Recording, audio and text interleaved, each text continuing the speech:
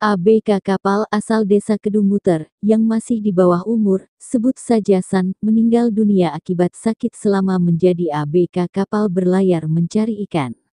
Namun duka akibat meninggalnya Samsons di kapal menambah luka keluarga, pasalnya ia menjadi tulang punggung keluarga, dan sekarang sudah tidak bisa lagi memberikan nafkah buat keluarga, terlebih kematiannya tidak mendapatkan asuransi dikarenakan tidak memiliki KTP, lantas apa solusinya?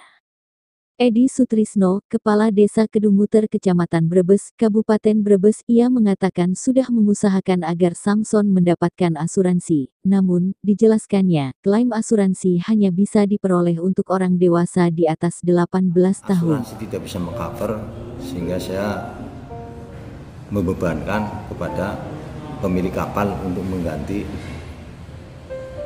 asuransi tersebut. Yang nominalnya 50 juta. 50 juta ya Pak. Jadi hampir sama dengan biaya asuransi itu. Iya, asuransi itu saja. Kalau asuransi, kalau tidak bawa KTP tidak bisa diklaim. Iya, karena tidak masuk ke asuransi itu kan menerima ABK yang mau berlayar, bisa masuk terbayar, membayar asuransi itu dikala ada identitasnya. Kalau ada KTP ya. Tidak membawa KTP sehingga tidak terdaftar di asuransi. Tidak terdaftar asuransi. Asuransi apa Pak itu yang di BPJS? BPJS Ketenagakerjaan. Ya. Ya, kalau asuransi yang di cover itu bawa KTP. Kalau bawa KTP meninggal dibayar berapa asuransi? Kalau meninggal di laut itu 50 juta. 50 juta ya. Kapalnya siapa Pak namanya Pak? Ruslani. Ruslani, RT berapa? RT 3 RW 3 Kedung. RW 3. Itu banyak ya dari warga Kedungmuter yang jadi ABK kapalnya? Ya, hampir 70%. 70%, mayoritas ya Pak? Kalau di bawah 18 tahun ada ya Pak?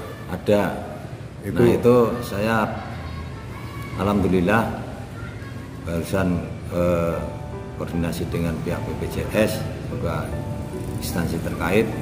Kalau yang belum punya KTP bisa digantikan surat keterangan domisili. Surat keterangan domisili? Iya, yang penting di sana ada NIK-nya. Yang penting ada NIK-nya. Iya. Jadi atau kakak lah. Atau kakak ya. Jadi keterangan domisili untuk pengganti KTP. Jadi setiap kali mau berangkat melaut bawa surat keterangan itu otomatis tercover. Tercover. Karena di sana harus masuk ke BPJS dan dibayar asuransi. Berarti setiap berangkatan itu harusnya pemilik kapal mendaftarkan. Iya, itu sudah ada aturan semua. Ada aturan gitu. Tapi kadang-kadang ada yang tidak terdaftar ya? Ada, ya itu tadi. Karena kadang masyarakat itu maklum karena SDM ya, jadi menyepelekan. Memang sih nggak ada orang yang mengharapkan musibah. Iya betul. Tapi kita antisipasi. Antisipasinya. Dari pemilik kapal juga harus perhatian sama ABK-nya agar tidak terjadi ataupun kalau terjadi kecelakaan di cover oleh asuransi. Kalau asuransi yang murni kecelakaan itu dapat berapa Pak? 50 klaimnya juta ya. Asuransi kalau tidak salah itu yang menanggung dari pemerintah itu. Yang 200 juta itu? 200 juta itu nelayan kecil. Khusus nelayan kecil ya? Iya. Itu ditanggung oleh pemerintah ya?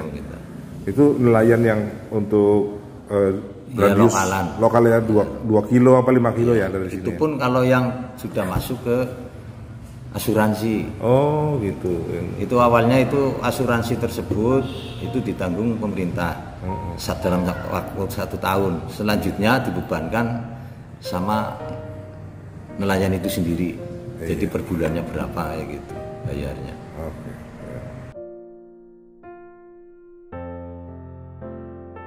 Okay. Karena udah banyak kapal ikan. Sebenarnya peruntukannya bukan kapal ikan, pelabuhan umum. Pelabuhan umum ya. Ya itulah. Oke. Nanti kalau lebih Pak Wahidin aja. Wahidin siapa? Wahidin. Yang di kantor sana tahu sebelahnya. KBB. Bilang KBB. Iya. Kan ya.